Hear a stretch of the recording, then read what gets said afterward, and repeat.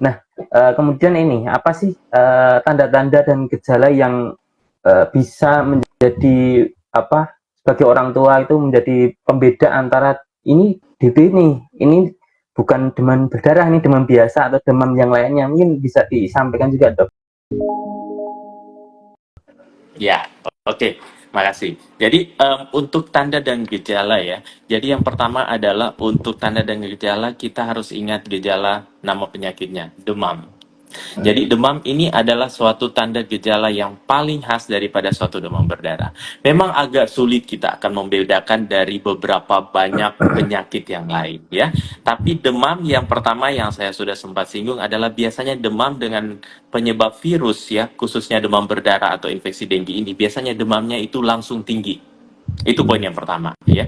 Jadi demamnya biasanya langsung tinggi. Terus kemudian pola daripada demamnya ini untuk tanda dan gejalanya agak berbeda. Karena apa? Pada saat hari pertama contohnya ini kita hari Kamis ya.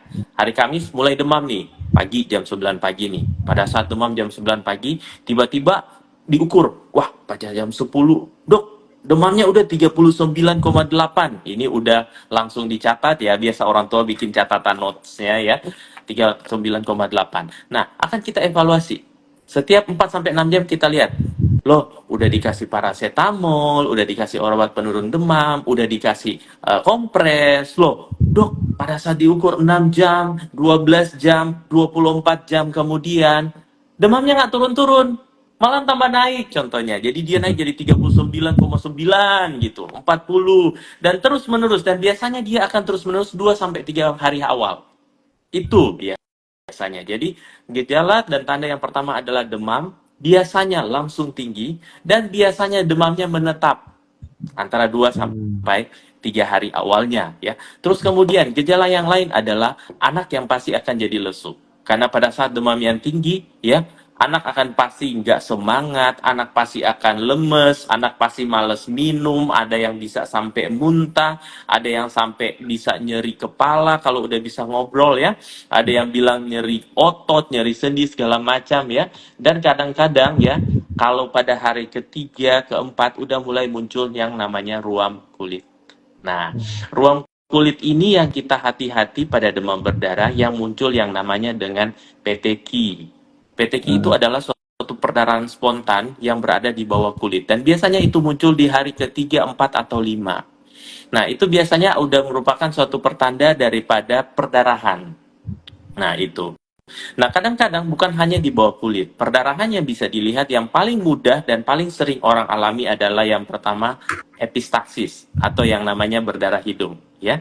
Jadi berdarah hidung ataupun berdarah gusi pada anak itu merupakan pertanda daripada demam berdarah. Dan apabila sudah mengalami perdarahan, kita harus lebih hati-hati lagi. Dan biasanya itu nggak muncul pada hari pertama. Itu biasanya muncul di hari ketiga, keempat, kelima, daripada panas hari pertama. Nah, itu yang dinamakan dengan demam berdarah. Nah, stagingnya adalah untuk demam berdarah itu ada beberapa. Ada yang dinamakan dengan gejalanya hanya demam denggi. Jadi kalau demam denggi itu adalah suatu keadaan anaknya mengalami demam, ya.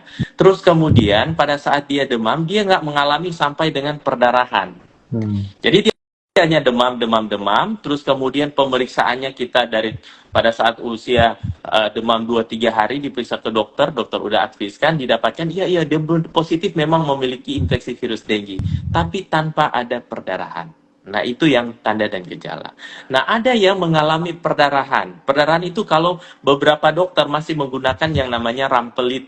Jadi rampelit itu kayak kita menggunakan tensi ya pada saat ke UGD atau ke dokter praktek atau ke dokter spesialis ya, pada saat sampai ke sana ditanya udah berapa hari Bu demam anaknya, oh udah 3-4 hari Dok gitu, udah belum periksa lab ya, oh iya belum, ya udah dokternya karena ragu-ragu ya kita harus cari tahu ini demam berdarah atau enggak. Biasa dilakukan rampelit, jadi tangan anaknya dipakai tensi ya sekitar 3-5 menit dan biasanya sampai anaknya sampai rewel, aduh, Ma, kenapa tangan saya sampai kram-kram, sampai kelihatan kayak biru? Itu dokternya mau buktiin ini mengarah ke demam berdarah apa enggak gitu ya. Karena pada saat dilakukan rampelit itu akan kelihatan yang namanya PTQ dan itu akan kelihatan kalau ada bintik-bintik merah yang muncul.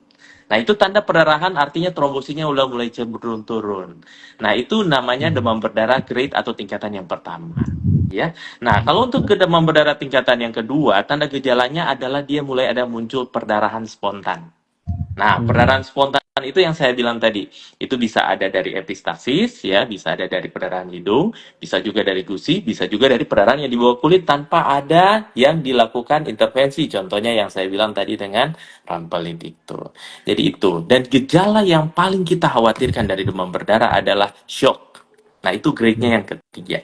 Nah, kalau udah shock, itu biasanya kaki tangannya udah dingin, ya, Hmm. anaknya nyeri perut hebat, muntah-muntahnya hebat, ya. Sesudah demam hari ketiga, keempat, kelima itu muncul gejala itu.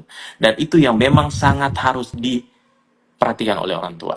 Jadi kita nggak boleh pandang enteng. Kita nggak pernah tahu kapan demam berdarah itu akan tiba di grading yang buruk seperti itu. Jadi kita harus lebih hati-hati. Dari fase-fase demam awal, orang tua harus lebih care, apalagi pada saat masa-masa hari ketiga, keempat, kelima itu masa-masa yang dinamakan kritis. Jadi itu mungkin ya Ya, untuk tanda gejala yang bisa saya oke. paparkan Baik. secara umum ya.